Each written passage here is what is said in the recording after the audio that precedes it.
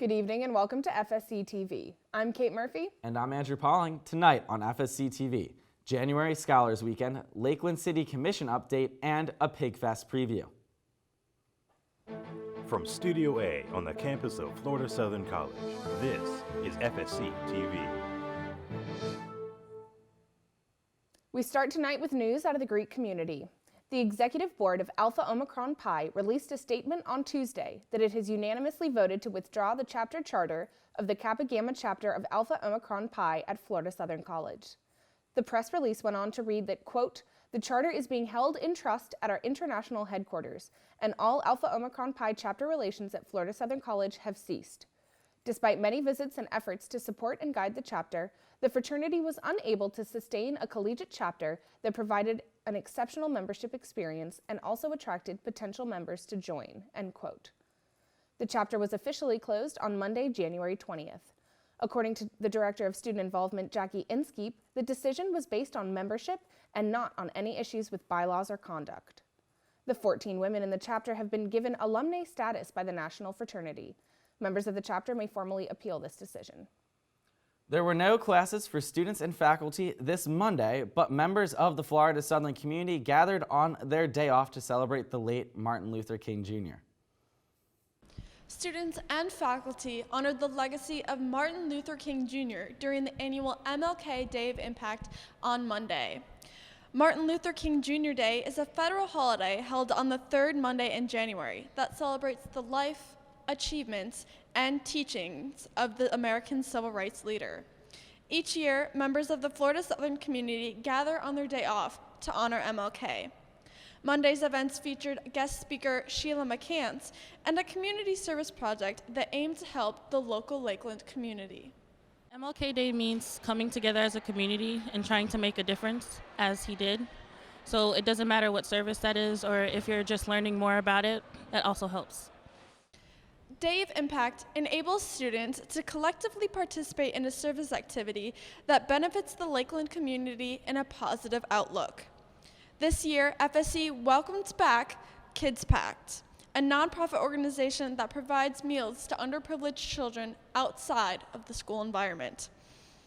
This January, hosting organizations aimed to increase student experience and involvement. So this year, because of the Vice President Diversity and Inclusion position, we were able to partner up with more people. So we had a graphic design professor, Dr. Romero, assign art projects for students to do. And I think it was very impactful when people were able to come in and just see all of that art.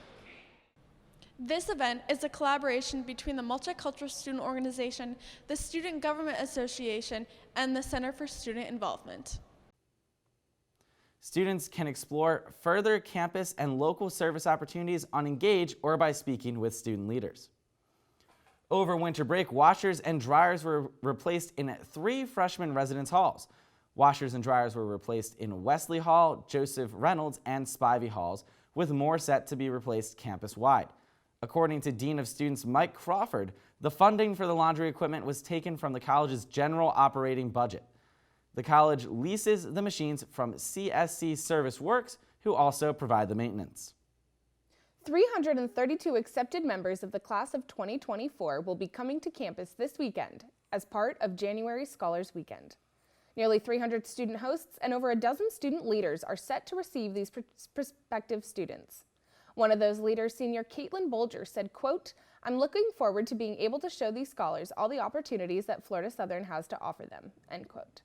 Scholars Weekend runs from 4 p.m. on Friday until 2 p.m. on Saturday.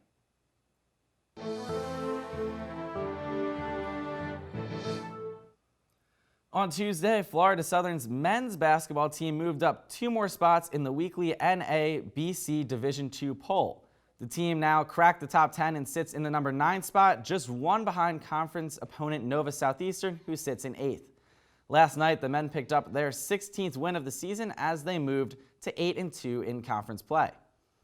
Men's and women's swimming is set to end the regular season tomorrow at the Indian River State College meet in Fort Pierce, Florida, while track will open their season on Saturday at the Embry-Riddle Indoor-Outdoor Challenge. For in-depth updates on all things Florida Southern athletics, Watch The Snake Bite every Wednesday at 3 right here on FSCTV.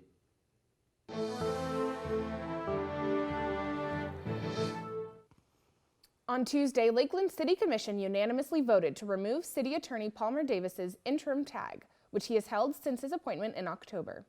Davis will be paid $165,000 a year plus a $5,400 a year vehicle allowance after having served on the Lakeland City Attorney's staff for nearly 2 decades. He was promoted after the abrupt resignation of former City Attorney Tim McCausland, who was arrested and has pleaded not guilty on suspicion of precursor acts facilitating prostitution. Davis will now be tasked with hiring an additional assistant city attorney to fill his former position. On Tuesday, the Polk County Commission unanimously approved a resolution affirming its support for gun rights, which included language declaring the county a sanctuary. County Commission Chairman Bill Braswell told the Ledger that the resolution was a symbolic affirmation of the Second Amendment, as state law prohibits a local government from passing firearms legislation. The resolution comes in response to the red flag law passed by the Florida legislature after the shooting at Marjorie Stoneman Douglas High School in Parkland back in 2018. Earlier this month, Thursday night spot Masons Live closed its doors. In a post on Facebook, which has received hundreds of likes and comments from former patrons, employees, and artists, the venue said, quote, "Yes, Masons is closed." They went on to say, quote, "What an amazing ride it has been.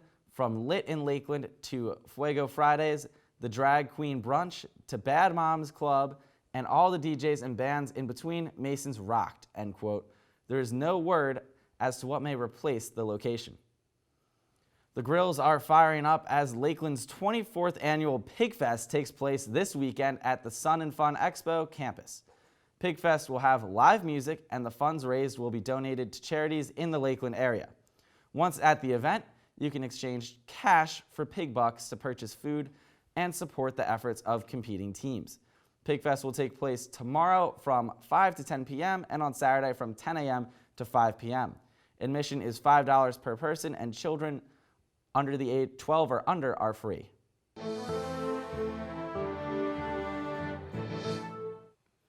The National Archives issued an apology earlier this month after altering photos of protesters in the 2017 Women's March.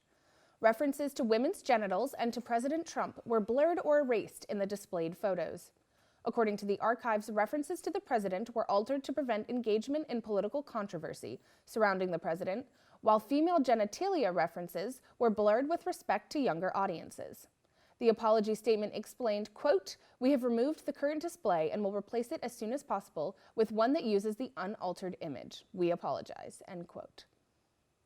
The fight between drilling for oil and protecting the Florida Everglades may come to an end, at least near Broward County's western suburbs. The state of Florida is planning to purchase 20,000 acres of land in the Everglades to stop one family from drilling for oil on the lands. The Miami family won the rights last year to drill on their private property, a decision the state did not agree on. If the deal closes before January 30th, the family will sell the land for $16.5 million. If the state can't close the deal until after the 30th, the price goes up to $18 million. As the San Francisco 49ers prepare to face off against the Kansas City Chiefs in Super Bowl 54, 49ers assistant coach Katie Sowers is set to make history as the first female and first openly gay coach in the Super Bowl. In her second year on as an offensive assistant, she has spurred an offense which ranks second in rushing yards and total points during the regular season. The Super Bowl is set to take place on Sunday, February 2nd at 6:30 p.m. That's all for us this week on FSC TV. We'll be back with you guys next Thursday at 5. I'm Andrew Pauling. And I'm Kate Murphy. Until then, you can follow us on Twitter at TV_FSC or on Facebook at FSCTV.